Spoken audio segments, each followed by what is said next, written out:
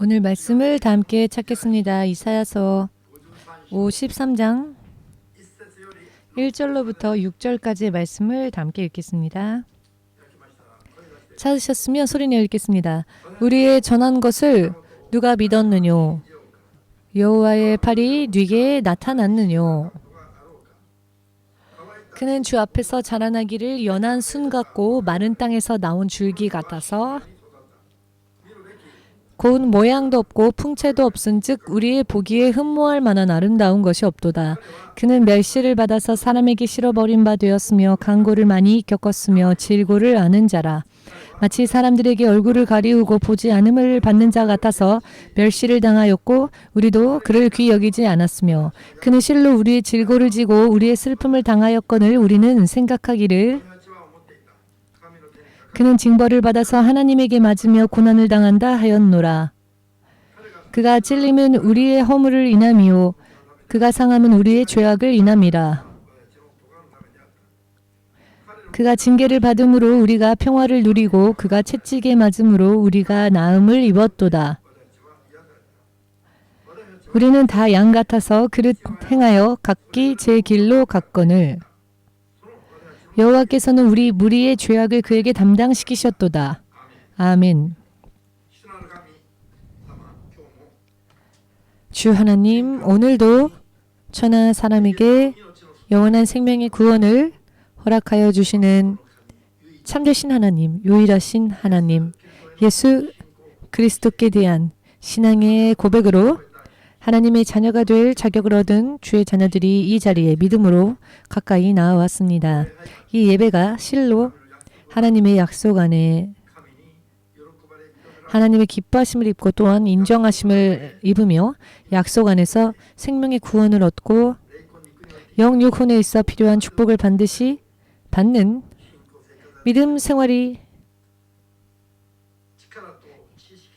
이루어지는 능력과 지혜와 인도하심을 반드시 받는 예배 될 수 있도록 마지막까지 한 사람 한 사람을 도와주시옵소서. 세상에 있는 것은 하나님을 알 수도 없습니다. 주님은 그리 가르쳐 주셨습니다. 하나님의 깊으심까지 통달하며 또한 모든 것을 알고 계시는 주의 성령으로 인해 한 사람 한 사람이 하나님의 자녀로서 바르게 살 수 있도록 도와주시옵소서. 주 예수의 이름으로 기도하옵나이다. 아멘.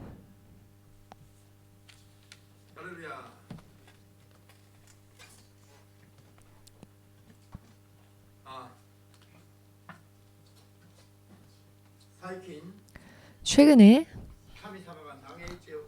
하나님께서 탄식하시는 일을 한마디로 요약하여 말씀드린다면 기독교의 유일한 하나님, 참되신 하나님, 세상을 지으신 하나님의 형상 되신 예수님, 그 예수 그리스도께 대한 올바른 믿음, 그 믿음을 가지고 사는 사람이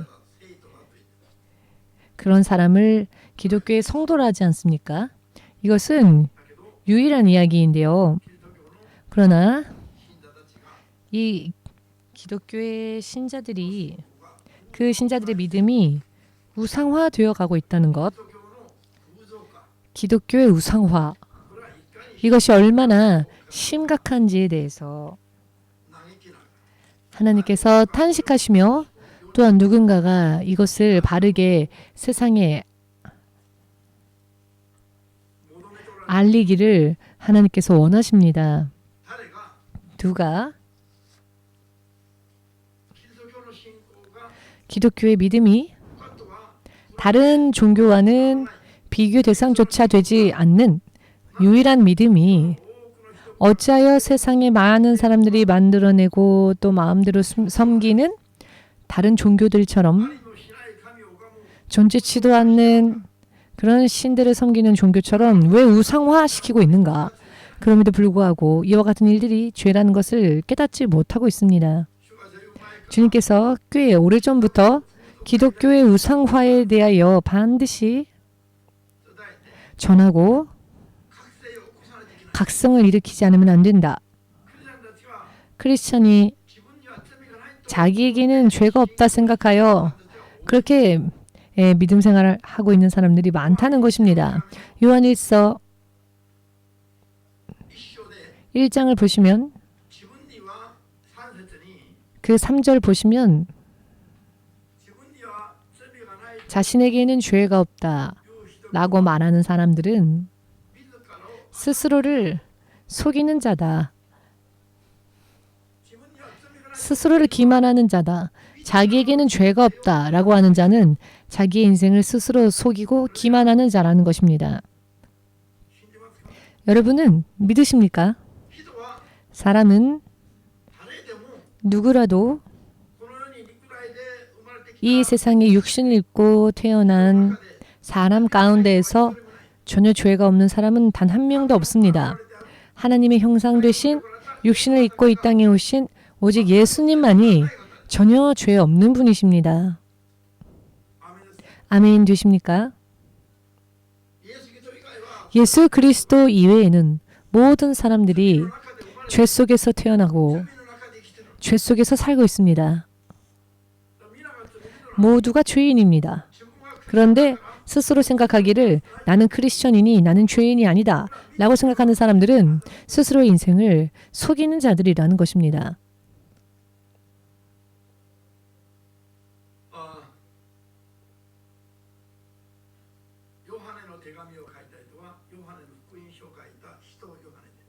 요한 1, 2, 3서를 기록한 분은 또 요한복음을 기록한 사도 요한이죠. 사도 요한은 예수님을 향한 신앙의 고백을 하면 사람이 하나님의 자녀가 된다. 사람에게 하나님의 자녀가 될 권세가 주어진다. 자격이 주어진다. 그리하여 사람이 하나님의 자녀의 신분으로 변화된다. 이것을 요한복음을 통해 전했던 사도 요한이 요한 1, 2, 3서를 통해서 말씀하시고 또 설명하는 것도 설명을 어떻게 하시냐면은 자 그렇다면 하나님을 믿으면 모든 자는 죄가 없느냐? 그렇지 않다는 겁니다. 우리는 하나님의 자녀될 권세를 받았지만 여전히 우리는 죄인이라는 것이며 그 자신이 스스로 죄가 없다고 생각한다면 그는 스스로를 속이는 자라는 것입니다. 사도 요한은 예수님의 말씀을 그대로 인용하여 전하기를 사람이 한번 태어난 상태인 채로만 머물러 있으면 하나님 나라에 갈 수 없다. 거듭난 사람이어야만 하나님의 나라에 갈 수 있다. 거듭남이란 무엇일까요? 회개에 합당한 열매를 맺는 자입니다. 불신앙을 가진 채로 살아왔던 그 나날을 회개하고 예수님을 믿노라 고백했다면 그 전까지의 인생을 후회했다면 그 다음부터는 이제는 죄에서 벗어나 거룩한 자, 거룩한 성도로 거듭나는 삶을 살지 않으면 안 됩니다. 천국에 들어가는 조건은 거듭난 사람들입니다. 하나님의 자녀가 될 자격을 얻고 그 이름이 생명책에 기록되어졌다 할지라도 다시 또 지워지는 자들이 있다는 것을 요한계시록을 통해 사도 요한이 다시 한번 경고하고 있지 않습니까?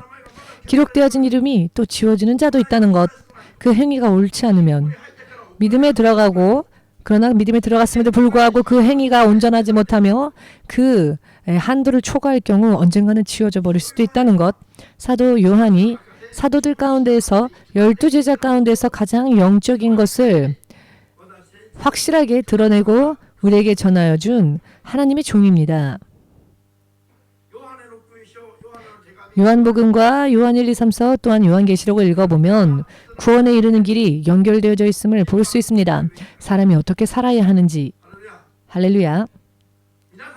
여러분들 가운데에서도 예수님을 믿노라 생각하며 믿음 생활한다고 하지만 어떤 의미로는 우상 숭배처럼 자기의 믿음이 우상화되어 버린 사람들이 혹시 있지는 않은가 돌아보며 자기를 점검해야 하며 그와 같은 부분들이 자기 안에 혹시 있지는 않은가를 체크해 봐야 합니다. 왜냐하면 본인은 나 스스로 생각하기를 나는 옳다라고 생각할지 모르나 하나님의 눈으로 볼 때에는 잘못되었을 수도 있기 때문입니다. 그렇기 때문에 이와 같은 점이 얼마나 중요한지를 알아야 합니다. 열심히 신앙생활을 하는 사람들 가운데에서도 하나님 앞에서는 우상 숭배를 하는 것과 같은 그런 믿음으로 잘못된 열심으로 잘못된 믿음을 열심히 사는 사람들도 많이 있다는 것입니다. 이것은 신학이나 교리의 잘못된 신학과 잘못된 교리로 인해 목회자들의 눈에도 이것이 보이지 않게 되어져 버린 부분이기도 합니다. 오늘의 제목은 주 예수를 십자가에 못 박은 죄를 지금도 계속 짓고 있는 크리스천들 또한 그와 같은 믿음 생활을 하고 있는 사람들이 있다는 것에 대해서입니다. 주 예수를 십자가에 못 박은 죄는 어떤 죄였습니까? 나라, 민족, 어떤 도덕적 윤리나 모럴로 인한 죄가 아닙니다. 육신의 정욕에 의한 죄가 아닌 안목의 정욕도 아닌 물론 그것도 죄이지요. 물론 이와 같은 것들도 천국에 들어갈 수 없는 죄입니다. 그렇지만 예수님을 십자가에 못 박은 근본적인 죄는 하나님께 거역한 죄입니다. 하나님의 통치하심을 거역한 죄, 하나님께 반역한 죄, 하나님의 말씀이 우리들에게 주어지고 그것이 계명으로 주어졌을 때 하나님의 말씀을 지키고 그 계명을 지키며 말씀을 따라 순종하며 살아야 했음에도 불구하고 그 말씀대로 살지 못했던 죄들이 결과적으로는 예수님을 십자가에 못 박은 근본적인 죄입니다. 크리스천들은 대체적으로 죄에 대한 각성이 그다지 없습니다. 이제 자기는 죄가 없다고 생각을 합니다. 그런데 이것이 정말 가장 위험한 부분이기도 합니다. 주 예수께서 제자들에게 말씀하시길 형제 자매 가운데에서 죄를 범하는 자가 있거든 몇 번까지 용서해야 합니까? 라고 물어보니 믿지 않는 자가 아닌 믿는 형제 자매들입니다. 믿는 형제 자매들 가운데 범죄한 자들이 있으면 얼마나 용서를 해야 합니까? 라고 질문하니 하루에 7번 곱하기 70번의 죄를 범했다 할지라도 회개한다면 용서해 주어라 라고 하십니다. 몇 번이나 권면하고 몇 번이나 조언하고 몇 번이나 주의하여도 그 범죄하면서 돌아서려 하지 않거든 교회에서 이방인 취급하고 신자가 아닌 존재로 쫓아내도 좋다라고 하십니다. 이것은 믿는 자들에 대한 경고의 말씀입니다. 즉 믿는 자라 할지라도 하루에 7 곱하기 70번의 죄를 범할 수 70번 곱하기 7의 죄를 범할 수 있다는 것입니다. 예수님 안에서는 예수님과 제자들 안에서는 이와 같은 가르침이 당연한 가르침이었고 어떤 특별한 교리가 아니었습니다. 지극히 당연한 가르침이었습니다. 아멘 되십니까? 문제는 크리스천이 되면 구원의 영역에 들어갔다고 생각하는 그런데 이것이 착각인 부분들이 있습니다. 성경을 잘못 해석함으로 인한 잘못된 신학이나 잘못된 교리로 판단하고 또 잘못 가르치기 때문에 잘못된 가르침에 세뇌당한 것처럼 되어버렸으니 죄의식조차 가지지 않습니다. 이미 나는 크리스천이니까 나는 구원의 영역에 들어갔다. 이미 구원은 끝났다. 이와 같은 가르침이 세상에 홍수처럼 범람하고 있습니다. 이것이 크리스천의 우상화, 기독교의 우상화라는 것입니다. 여러분 알기 쉽게 미사 여구 사용할 필요 없이 우상이란 무엇인가? 사람이 만들어낸 사람의 개성이나 사람의 취미에 따라 기호에 따라 자기 마음대로 무언가를 만들고는 그것을 신으로 섬기면 그것이 우상 숭배입니다. 그것이 돌이건 그것이 조각상이건 그것이 석가모니건 사람이 만들어낸 어느 존재를 향해 마음을 집중시키고 우선적으로 그것을 섬기고 혹은 우선적으로 그것을 원하며 산다면 이것이 전부 다 우상이 됩니다. 예를 들어서 달리 절에 가서 합장을 하지 않았다 할지라도 교회를 다니면서도 얼마든지 우상 숭배하는 자들이 있다는 것입니다. 이와 같은 죄에 대한 식별이 이루어지지 못하면 죄를 범하고 있으면서도 죄를 범하면 회개하지 않으면 용서받을 수 없는데 죄가 죄라는 것조차 자각하지 못하기 때문에 회개조차 하지 못한 채 멸망할 수 있는 위험성이 있다는 것입니다. 이것이 얼마나 심각한 이야기입니까? 뭐든지 열심히만 하면 되는 게 아닙니다. 올바른 방향을 향해 열심을 내야 합니다. 반대 방향을 향해 마라톤 선수가 반대 방향을 향해 시속 100km로 달린답시다. 그럼 어떻게 될까요? 그 열심히 달린 것이 아무런 의미가 없어지게 됩니다. 무슨 이야기인지 되시지요? 방향이 바르게 맞춰져 있지 않으면 안 됩니다.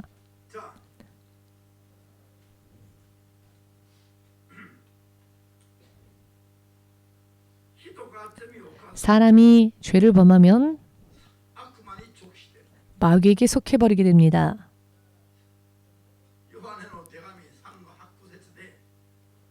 요한 1서 3장 8, 9절을 보시면 범죄한 자마다 마귀에게 속하였다라고 하십니다. 하나님께로서부터 난 자는 죄를 범하지 않습니다. 할렐루야. 지금 예수님을 믿는다 말하고 있으면서도 만일 내가 범죄하고 있다면 내가 그 범죄한 것은 마귀에게 속했기 때문에 하나님께로서 난 자들은 범죄하지 않습니다. 이 사람들은 거듭난 자들을 말합니다. 그러나 크리스천이랄지라도 거듭나지 않으면 어떠한 부분에서 범죄할 수 있습니다. 그러면 그 부분은 마귀에게 속한 부분이라는 것입니다. 완전히 거듭나면 범죄치 않습니다. 이것이 바로 거듭남인데요. 이것이야말로 천국에 들어가는 상태, 조건이지요. 믿으십니까? 자, 그렇다면 어찌하여 크리스천들의 인생에 여러 많은 문제들이 일어나는 것일까요? 죄 속에서 완전히 벗어나지 못한 부분들이 있기 때문에 그렇게 되면 마귀가 그만큼 지배해도 좋다고 허용하는 것이 되어버리기 때문에 죄가 남아있는 부분에 문제가 터지는 것은 당연한 이야기입니다. 이것을 줄여나가는 것이 성장입니다. 그 죄에서 벗어나고 하나님을 순종하기 위해 따라가는 삶이 바로 거듭남의 과정입니다. 아멘 되십니까? 하나님 나라에 들어가는 조건은 죄를 떠난 거룩한 성도가 되는 것, 거룩한 성도의 상태, 이것이 천국에 들어갈 수 있는 상태입니다. 믿으십니까? 먼저 나에게도 남아있는 죄가 있을 수 있습니다. 혹은 매일매일 죄를 범하고 있을지도 모릅니다. 이런 나는 범죄할 수 있다라는 의식에 대해서 우리는 의식을 가져야 합니다. 죄를 지적받으면 사람들은 제일 기분 나빠합니다. 여러분들에게 죄를 지적해 주는 사람이야말로 여러분들을 가장 깨끗게 하고 하나님 나라에 합당하게 만들어주는 세상에는 없는 전우이며 동료인데 육의 생각으로 생각하면 나의 죄를 지적하는 자를 제일 싫어합니다. 먼저 가시처럼 느껴지지요. 아, 또 나를 찌르는구나. 너 또 나를 찔러대는구나. 사실은 그 사람이야말로 당신을 가장 보호하고자 하는 것입니다. 그렇지 않으면은 예를 들어서 돌과 같은 사람을 갈고 닦아서 보석처럼 만든다면 그 사람이야말로 가장 좋은 사람 아닙니까? 그 사람이 바로 죄를 지적해주고 우리를 정금과 같이 만들어주는 사람입니다. 성경의 흐름은요. 두 가지의 내용이 있는데요. 하나는 죄에 대한 경고이며 또 하나는 그 죄에서 벗어나 구원을 허락하시는 가르침. 성경에는 양면성이 있습니다. 그러나 이 둘 다 똑같은 것입니다. 죄와 구원은 잘라내려 해도 잘라낼 수 없는 그런 관계입니다. 구원을 말하려고 하면은 죄에 대해서 말을 해야 합니다. 죄를 말하지도 않고 구원만 선언하고 평화만 선언하고 하나님의 사랑만 선언하며 하나님의 은혜만 선언하면 그러니 우리는 아무것도 안 해도 된다라고 한다면 그것은 그 사람을 망하게 하는 일입니다. 망하게 하는 일입니다. 예수께서 십자가 위에서 죽으시고 부활하심은 전 인류의 온 인류의 죄를 대속하시기 위함이었죠. 그렇다면 온 인류가 다 구원을 받는 겁니까? 그렇지는 않죠. 죄에서 벗어나는 자들이 구원을 받습니다. 예수님을 믿은 사람들이 다 강해지고 풍성해지고 부유해지고 높아집니까? 그렇지 않습니다. 바르게 예수님께 순종하고 따라간 자들이 그렇게 됩니다. 크리스천이라 할지라도 병들고 고통이 있으며 가난해질 수 있으며 약해질 수 있고 또 빨리 죽는 사람도 있습니다. 왜냐하면 바르게 순종하지 못한 부분들이 있기 때문에 바르게 따르지 못하는 부분들이 있기 때문에 이 교회에 와서 지금까지 없었던 성장을 이루어냈다라고 생각하는 분이 있다면 아멘으로 주님께 박수를 보내시기 바랍니다. 항상 이쪽은 예루살렘 같고 항상 저쪽은 시베리아 같군요.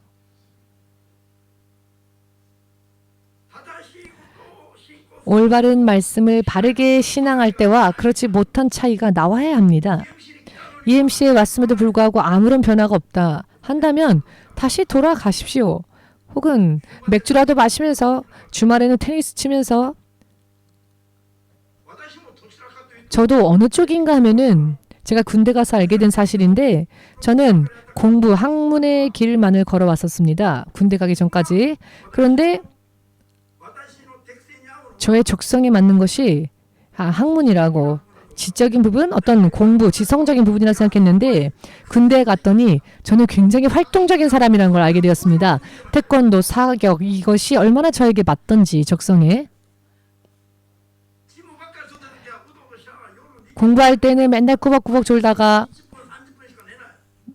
매일 20분, 30분 자면서 제 모습이 무너지고 제 인격도 이것이 나다라고 말할 수 있는 것이 없어지고 금세 쓰러지고 여러분 한 달이라도 한번 해보십시오. 하루에 20분, 30분 혹은 길게 잡았자 2시간 자면서 한 달 한번 살아보십시오. 못 견딥니다. 그리고 밖에 나가서 제가 사격 선수입니다. 선수.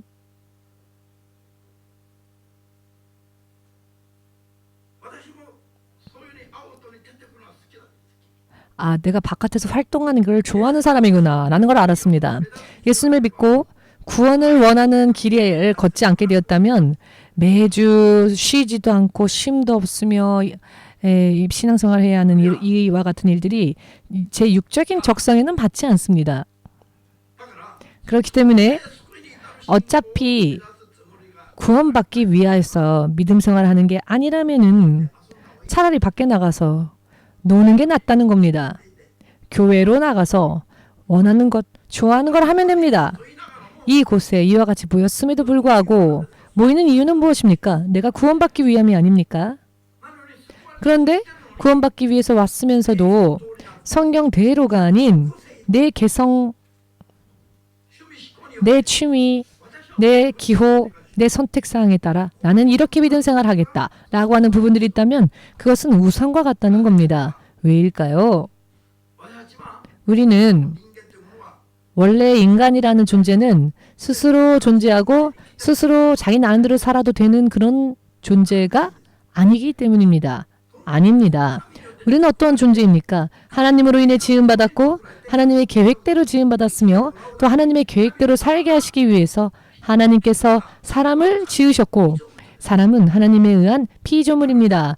그렇기에 내 마음대로 내 뜻대로 사는 것은 하나님께 거역하는 일이 됩니다. 왜냐하면 그 하나님께서 일정한 통치 계획 안에 사람을 지으셨기 때문입니다. 이 일정한 통치 계획을 순종하고 사는 것이야말로 창조에 합당한 창조 목적에 합당한 올바른 삶의 방식인 것입니다. 이 마이크를 목소리를 저 멀리까지 들리게 하기 위해서 만들었는데 이 마이크 때문에 오히려 사람의 귀에 고막이 찢어진다거나 혹은 마이크 없이 말하는 것보다도 더 적은 소리밖에 내지 못한다면은 마이크를 어떻게 하겠습니까? 수리해도 안 낫는다면 왜 이렇게 할까요? 이렇게라도 여러분들이 기억해 주셨으면 하는 마음에 말로 하면은 귀 안 들어오는 분들 이런 모습을 보고라도 기억하시라고. 자, 마이크가 마이크의 역할을 감당하지 못하면 버림받습니다. 의미를 이해하시겠습니까? 내 나름대로 산다. 자, 하나님은 사랑인데 왜 교회에 와서 이렇게 구속받아야 하느냐라고 하는 분들 계시는데 자유란 게 무엇일까요? 내 마음대로 사는 게 자유라고 생각하시죠? 그것은 스스로 사는 권한이 있는 사람에게 자유가 그런 뜻이 되겠지요. 여러분, 예를 들어서 내가 종을 부리는데 이걸 해 그럼 저거라고, 저걸 해 하면 이거라고 평생 말 듣지 않는 종이 있다면 마침내는 버리겠지요. 여러분들이 아르바이트를 하거나 혹은 회사에서 근무할 때에 회사에는 회사의 업무 명령이라는 게 있습니다. 목적대로 그 목적에 합당하게 이와 같이 업무를 하여라 라는 명령이 있는데요. 네 해놓고 내 마음대로 업무를 처리한다 합시다. 그렇다면 해고가 안 될 리가 없겠지요. 이게 이상한 이야기입니까? 회사에 갔다면 그 회사에서 지시하는 명령을 따라 회사의 지침에 맞춰야 합니다. 그 회사의 지침을 따라야 합니다. 그렇게 회사를 향해 또 열심히 내야 합니다. 그런데 네 해놓고는 내 기준대로 업무를 처리합니다. 그런데 믿음 생활 또한 실로 똑같은 말을 적용할 수 있습니다. 주님은 이와 같은 부분을 경고하시는 겁니다. 하나님을 믿는다면은 내 마음대로 살고 내 마음대로 믿고 내 마음대로 가치관과 기준을 버려야 한다. 이것은 십자가에 못 박아야 한다. 그리고 예수님의 말씀과 성령의 음성을 쫓아 하나님의 뜻대로 따라 살아야 한다. 이것이 믿음 생활입니다.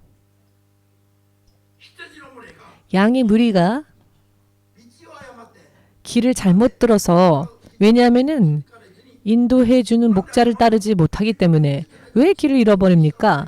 인도를 받지 못했으니 혹은 내 마음대로 걸었기 때문에 내 마음대로 방향을 틀어 걷다 보니 길을 잃는 것이죠. 그런데 이 모든 죄를 하나님께서는 예수님께 지으셨다. 이것이 예수님 못 박은 죄입니다. 사람들이 괜찮겠지. 이것이 나에게 좋은 것이겠지. 내 마음대로 내 생각대로 걸어왔던 모든 일들이 다 죄였고 그 죄를 해결하기 위해서는 하나님께서 이 땅에 육신을 입고 오셔서 그 육신으로 사람의 모든 죄를 대신 대속하시고 죽으시고 죄 없는 분이 죄 없는 피를 흘리심으로 대속하시는 방법 위에는 없었습니다. 이것이 예수님의 십자가에서의 죽음이십니다. 예수님의 십자가의 죽음을 누가 이 고통스러운 길을 누가 왜 예수께서 이것을 택하셨을까요? 사람이 자기 마음대로 살아왔던 죄의 결과인데 자, 내 마음대로 사는 게 왜 잘못된 겁니까? 하시는 분 왜 자유를 허락해 주지 않습니까? 라고 반발하는 분들 많이 계시죠? 아, 이 교회는 정말 구속당하는 느낌이야. 너무 싫어. 아, 너무 구속해. 속박해. 최근에도 그런 분이 있었습니다. 예, 목사님이 그런 말씀하시지만 그게 목사님 기준 아닙니까? 정말 하나님의 기준입니까? 라고 반발하시는 분이 있었습니다. 예, 제가 지금 반발하는 놈이라고 하셨는데 왜냐하면은 예수께서는 바리새인들 예수님의 말씀을 듣지 않았던 자들에게 독사의 자식들아라고까지 하셨으니까요. 성경을 한 번만 열심히 읽어보아도 목사님의 설교가 심원선 목사님의 개인적인 판단대로 전하는 것인지 혹은 하나님의 말씀을 잘 알기 쉽게 전하는 것인지 눈에 보일 것입니다. 주 예수께서 각 나라, 각 민족들의 도덕적인 어떤 모럴이나 윤리 등등을 쫓아 너는 이게 죄다. 이렇게 도덕적인 죄를 먼저 지적하신 것이 아니라 전체적인 윤리, 모럴을 초월하여 하나님을 따르느냐, 하나님께 거역하느냐 이것으로 먼저 사람을 심판하십니다. 죄인으로서 심판하신 기준이 바로 여기에 있습니다. 그리고 그 거역의 죄로 인해 예수께서 십자가에 못 박히실 수밖에 없었습니다. 아멘 되십니까? 그렇기 때문에 죄가 없는 자는 일본인으로서 태어나서 일본에서는 일본의 기준으로는 전혀 범죄하지 못한 자 있을 수 있죠. 한국에서 태어나서 그 한국의 그 정서에 맞게 산 사람들은 정말로 선량한 정말 죄를 범하지 않은 그런 사람들 많이 있을 것입니다. 그렇지만 이 모든 죄를 초월하는 하나님을 향한 그 거역의 죄로 인해 예수께서 못 박히신 것입니다. 일본인 한국인뿐 아니라 온 인류의 도덕적 모럴을 초월하는 그 범위에서 영원히 사람들을 구하시기 위하여서 십자가에 못 박히셨는데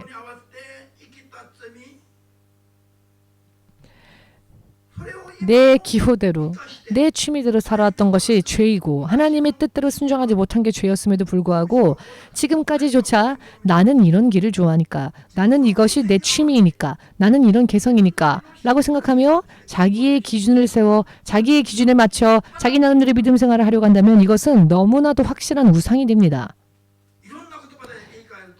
다른 말로 바꾸어 말한다면 하나님께 대한 반역이며 불순종입니다. 하나님께 대적하는 일이 됩니다. 하나님의 통치보다 내 기준이 더 낫습니다. 라고 하는 꼴이 되니까요. 그러니 대적하는 게 아니고 뭡니까? 무슨 의미인지 이해되시는지요? 이와 같은 죄를 범하고 있는 크리스천들, 시련의 날들이 세상에 덮쳐올 때 하나님께서 과연 그 사람을 당신의 사람으로서 지켜주시고 보장해 주실 수 있을까요? 어찌하여 세상의 시련이 덮쳐올 때 교회가 쓰러지고 믿는 자들이 쓰러집니까? 하나님의 기준에서 벗어나서 내 나름대로의 믿음의 기준으로 살기 때문입니다. 여러분, 자유주의는 사람이 원하는 자유주의 신학이 있습니다만 이것은 진짜 자유가 아니라 방종입니다. 하나님의 통치가 아니라 내 나름대로, 내 멋대로, 내 마음대로, 내 육신의 생각대로 산다고 하는 것입니다. 진정한 자유는 무엇인가? 하나님을 따라감으로 인해 영원히 사탄의 결박에서 자유를 얻어 하나님 나라에서 영원히 그 생명을 누리는 것이 자유입니다. 아멘 되십니까? 어버이의 말을 잘 들을 때는 싫어도 어렸을 때 부모님이 잔소리하면 몰래 불평 말하지요. 차라리 죽었으면 좋겠다. 혹시나 부모님한테 차라리 죽었으면 좋겠다. 친구랑 놀러 가고 싶은데 부모님이 안 돼. 공부해야 하면 부모님이 차라리 없었으면 좋겠다. 이런 생각 한 적 있는 사람 있을 수 있습니다. 전 딱 한 번 그런 생각을 해본 적이 있습니다. 왜 그런 생각을 했냐면은 어떤 생각을 했냐면은 우리 집은 토지가 많았습니다. 다른 이웃들보다 우리 마을의 그 어떤 집들보다도 논밭이 많았습니다. 그래서 매일매일 일을 하는 겁니다. 그리고는 일꾼들을 많이 고용합니다. 일꾼을 고용할 정도의 집은 우리 집밖에 없었습니다. 할 일이 너무 많았습니다. 아버지가 일을 하시면 제가 친구들이랑 놀 수가 없죠. 놀면서도 마음속에는 양심의 가책을 느끼는 겁니다. 아버지가 저렇게 열심히 하시는데 내가 도와주지 않으면 안 되지 않을까 하면서도 노는 겁니다. 그런데 논밭이 없는 아이들은 24시간 놀아도 일해라, 일손 도와라 라고 하지를 않습니다. 할 일이 없으니까요. 그들을 보면 자기가 가고 싶은 곳에 가서 자기가 놀고 싶은 곳을 만들어 놉니다. 걔네들이 너무 부러워서 우리도 논밭이 없었으면 좋겠다 라고 생각한 적이 한 번은 있습니다. 아버지는 아침 드시고는 바로 논밭으로 일하러 가십니다. 그 상황을 보다가 때로 쫓아간다고 하면 아버지가 너무 기뻐하시는데 사실 아버지를 쫓아가는 것보다는 친구들과 노는 게 저에게는 기쁨이었죠. 아버지가 아무런 할 일 없어서 집에서 빈둥빈둥 놀고 그런 집의 아이들이 저는 오히려 부러웠습니다. 그래서 반대를 구한 적은 있었습니다. 여러분, 그러나 이것이 얼마나 어리석은 생각입니까?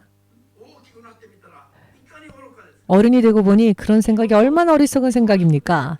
너무 일이 바빠서 힘들지만 그러나 추수가 끝나면 풍성하고 윤택하게 주위에도 나눠줄 수 있고 돈을 빌려줄지언정 꿀 일은 없는 이런 아버지. 그 아버지가 마을에서는 대단한 존재였는데 저는 어렸을 때 그것이 싫었습니다. 그러나 어른이 되어 보니 가치관이 바뀌는 것이죠. 저는 아버지로부터 긍지, 자긍심을 배웠습니다. 긍지, 자긍심. 사람이 어떻게 살아야 하느냐에 대한 기준을 아버지로부터 배웠습니다. 여러분, 믿음이 없을 때에는 자유를 추구하는데 그 자유의 레벨이 어떤 레벨이냐면 방종의 레벨입니다. 결과적으로는 방종한 삶을 원하고자 하는 레벨입니다. 그러나 믿음이 장성하면은요, 정말 모든 것, 내 의지조차 없어지고 정말로 하나님 앞에 완전히 부서져서 하나님께 복종하고 충성하는 것이야말로 진실로 나를 영원토록 자유롭게 하는 초자유롭게 하는 너무나도 멋진 길이라는 것을 믿음이 성장해 보면 압니다. 믿음이 성장해 보면 그것을 알게 됩니다. 할렐루야. 믿으십니까? 하나님의 통치 명령은 우리들을 구속하고 속박하고 자유를 뺏는 명령이 아니라 생명을 주시고 평화를 주시고 사탄의 모든 흉악의 결박 속에서 자유롭게 하시는 이와 같은 목적을 위한 명령입니다. 우리에게 마이너스를 주는 것이 아니라 오직 플러스만을 주시는 명령이신 것입니다. 하나님의 명령은. 기독교의 믿음의 기본은 내 기준대로 나는 이와 같이 이렇게 믿음 생활을 할 거야 라고 만들어서 우상 숭배하는 믿음이 아닌 하나님의 명령을 또 쫓아가는 믿음, 그리고 하나님으로 인해 영원히 보장되어지는 믿음. 아멘 되십니까? 그렇기 때문에 흔히 듣는 말 중에 어떤 교회를 가니 그 교회의 목회자의 개성, 그 개성을 따라서 그 교회의 분위기가 바뀐다 라는 이야기.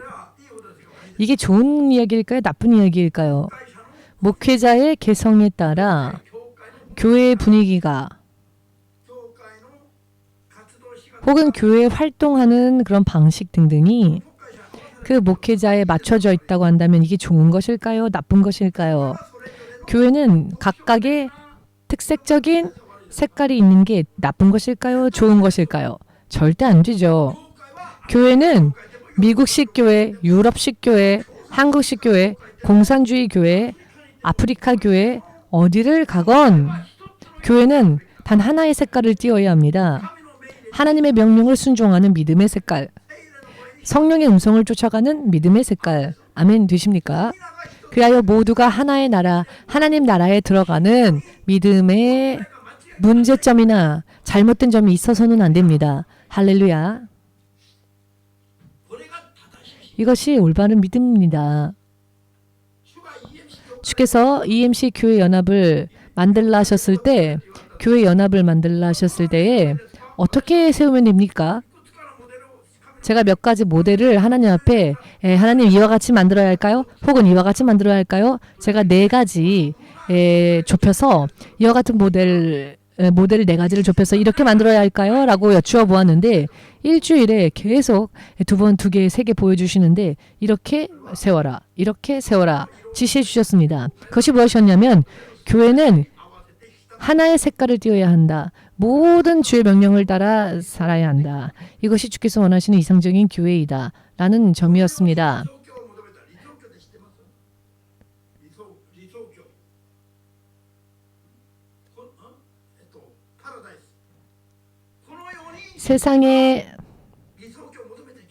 세상에서 파라다이스를 추구하면 안 됩니다.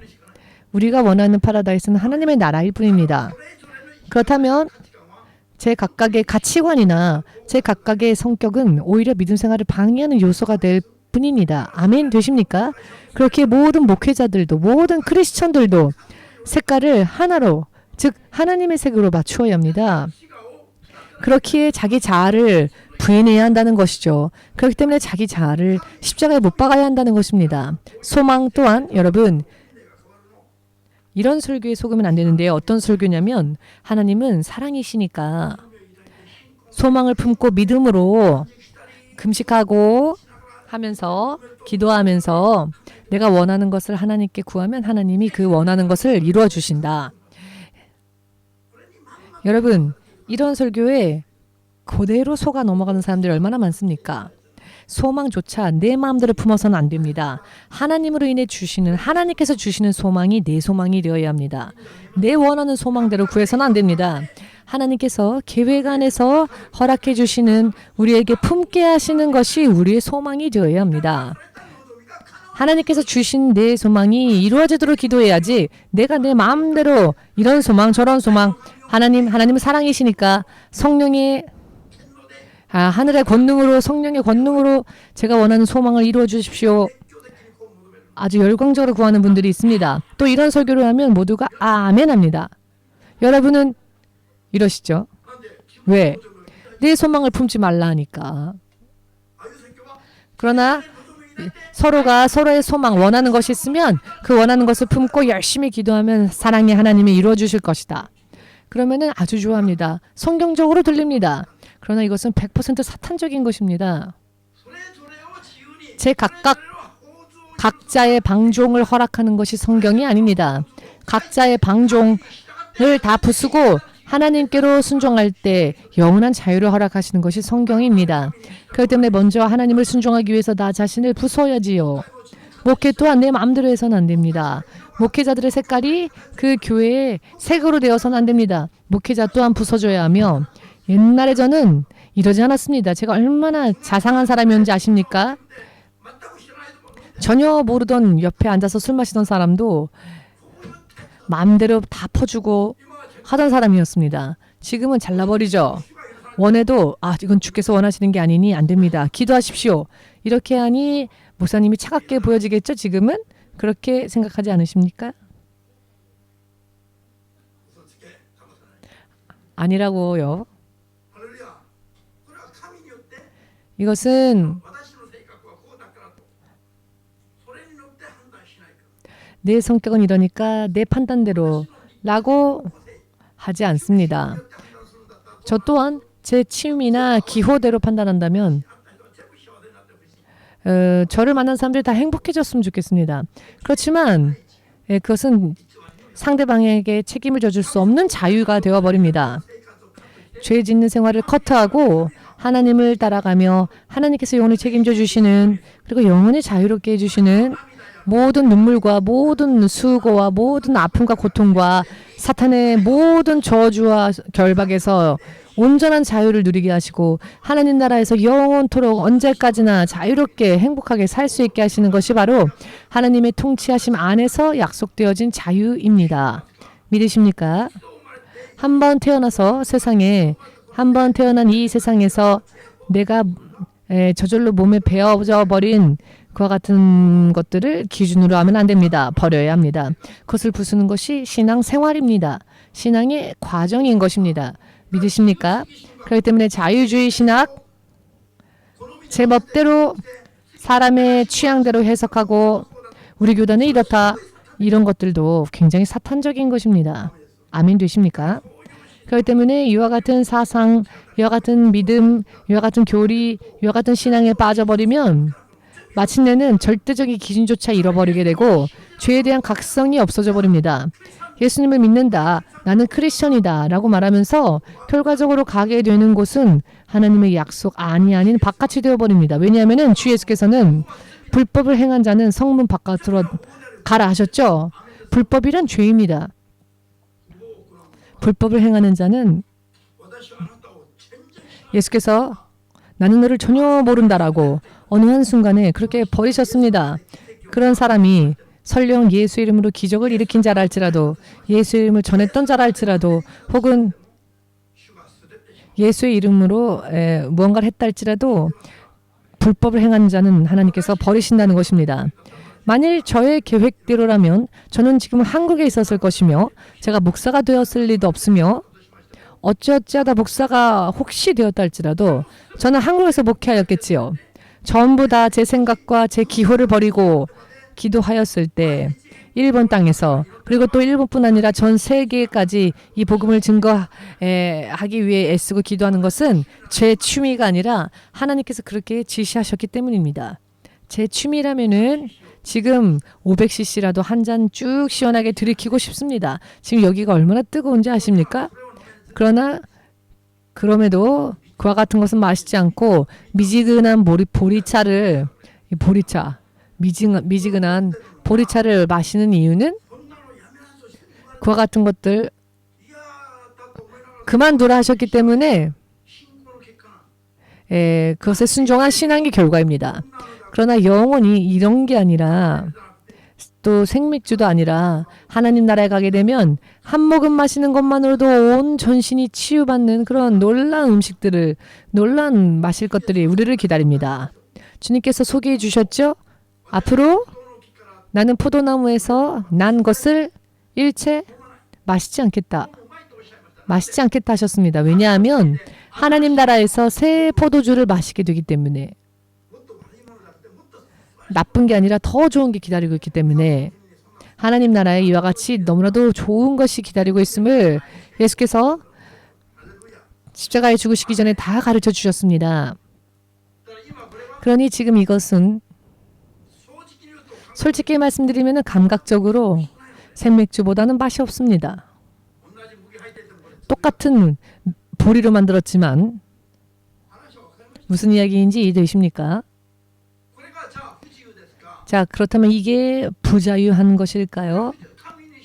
하나님을 따라가는 것이기 때문에 자유를 허락하시는 약속 안에서 이걸 포기하고 이거를 마시는 겁니다. 왜냐하면 이것이 주의 뜻이니까요. 그러나 그렇다고 해서 점점 레벨이 낮아지는 것이 아니라 지금은 순종하기 위해서 내가 좋아하는 것을 버렸지만 내가 원하는 것을 버렸지만 마침내는 모든 것보다 더 훨씬 나은 하나님의 나라에서의 너무나도 멋진 것들이 나를 위해 준비되어져 있기 때문에 진짜 자유는 거기에서부터입니다. 아멘 되십니까? 진정한 자유는 육신을 벗는 순간부터 시작됩니다. 하나님의 사람들에게 있어서 말입니다. 할렐루야. 그곳이 영원한 현실이며 지금 이 세상은 매일매일이 지나가 버리고 맙니다. 붙잡아 둘 수 없습니다. 여러분들의 인생의 최대 사기꾼이 누군지 아십니까? 20년 동안 지내던 친구에게 속았다. 퇴직금을 20년 동안 사귄 친구에게 빼앗겼다. 뭐 이런 거는 귀여운 단계입니다. 매일매일 하루, 이틀, 3일 이렇게 흘러가는 시간. 이 흘러가는 시간이 내 인생 그 자체를 고스란히 빼앗아가고 있습니다. 절대로 시간은 돌아오지 않습니다. 영원한 과거로 전부 시간은 흘러가 버리고 빼앗겨 버립니다. 가장 큰 사기꾼, 가장 큰 도둑놈, 가장 우리가 용서할 수 없는 게 시간의 흐름입니다. 시간이 흘러버리면 인생 그 자체도 다 고스란히 가져가 버립니다. 가족도 가져가 버리고 친구도 가져가 버리고 재산도 가져가 버리고 명예도 가져가 버리고. 그렇지만 친구나 다른 사기꾼은 조금 뭔가 위협을 한다면은 조금이라도 돌려줄 수 있지 않습니까? 그러나 시간의 흐름은 조금도 통하지 않습니다. 모든 걸 다 앗아가 버립니다. 그리고는 단 1초도 돌려주지 않습니다. 이런 시간의 흐름 속에 그저 휩쓸려 떠내려가는 게 좋겠습니까? 혹은 하나님께서 보장해 주시는 진정한 믿음으로 다시 돌아가야겠습니까? 생각해 보실 필요가 있습니다. 아멘 되십니까? 목회자들이 열심히 자기는 모든 것을 다 하였다라고 생각하면서도 하나님께서 인정받지 못하는 사람이 왜 나오는가 하면은 하나님께서 원하시는 것을 하려고 한 것이 아니라 자기 기준으로 열심히 했기 때문입니다. 사도 바울이 아시아로 선교 가기 위해 생각했지요. 복음 선교에 불타올라서 목숨 걸고 아시아로 가려 하였을 때 주의 성령이 그것을 막으셨습니다. 왜입니까? 라고 기도하니 환상 속에 마케도니아 사람이 나타나서는 이리로 건너와 우리를 도우라 라고 하였지요. 기도 결과 이 환상을 보고 바울은 판단하기를 아시아로 가는 게 아니라 마케도니아로 가는 것이 하나님의 뜻이구나 라는 것을 알았습니다. 그래서 아시아로 가고자 했던 자기의 계획을 포기하고 하나님의 뜻을 쫓아 마케도니아로 갔습니다. 목회 또한 이와 같이 해야 합니다. 믿음 생활 또한 이와 같이 해야 합니다. 그러나 처음 바울처럼 아시아 선교로 갈 거라고 결정했으니 주의 성령의 음성을 듣지 않고 내가 원한 대로 내가 계획한 대로 해버린다면 그렇다면 결국 하나님께 등 돌리는 일이 되지요. 깨달아지십니까? 그렇기 때문에 저는 언제나 여러분들이 이걸 해야 합니까? 이걸 해야 합니까? 질문하실 때 제가 어떻게 여러분들에게 대답해 드렸습니까? 이것이 주의 뜻인지 어떠한지 알 때까지 기도하십시오 라고 말하지요. 하나님의 뜻에 합당한지 어떠한지 먼저 기도하시고 따르십시오. 어차피 내 자아를 부수고 내 소망과 욕구를 부수고 먼저 하나님의 뜻을 확인하는 것부터가 시작이니까 언제나 제가 그렇게 여러분들에게 말씀드리지 않습니까? 아멘 되십니까? 이것이 하나님을 쫓아가는 믿음입니다. 하나님의 의는 여기저기 가서 이런저런 일을 하자 하고 스스로 결심하고 결정하는 자가 아니라 무슨 일을 하건 그 일을 하기 전에 이것이 하나님의 뜻인지 어떠한지를 확인하고 하나님의 뜻이면 건강도 하고 장수도 하고 열심히 살아야 할 것이며 하나님의 뜻이 아니라면 다 포기해야 그만둬야 합니다. 왜냐하면 사람의 인생은 아침 안개와 같기 때문입니다. 아침 안개가 굉장한 왕성한 기운으로 온 마을을 다 뒤덮어버리고 한 치 앞도 안 보이게 하지요. 그러나 태양이 떠오르면 눈 깜짝할 새에 안개가 사라집니다. 사람의 인생 또한 내 뜻대로 내 생각대로 살 수가 없는 게 인생입니다. 하나님의 뜻이라면 그렇게 되기를, 하나님의 뜻이 아니라면 아침 안개와 같이 순간에 사라질 수 있는 위험이 있습니다.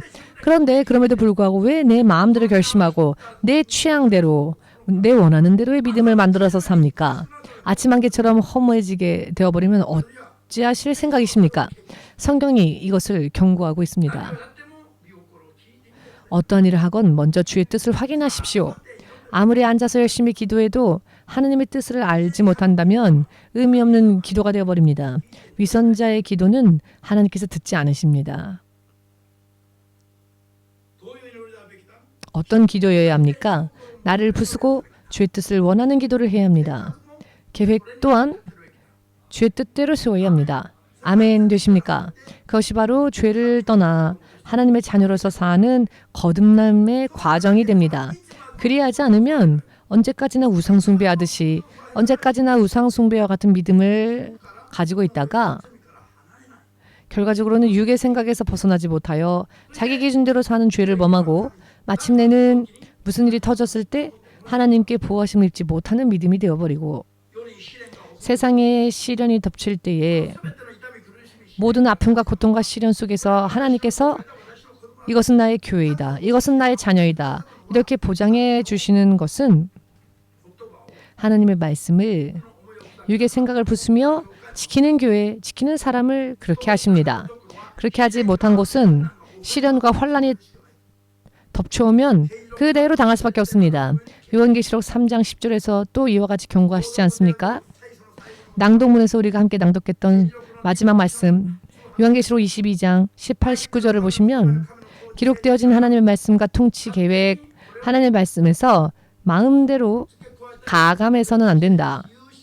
자유주의 신학처럼 그런 교리처럼 그렇게 가르치거나 판단하는 것은 하나님의 낙원에 대한 약속에서 제하여져 버리는 일이 된다.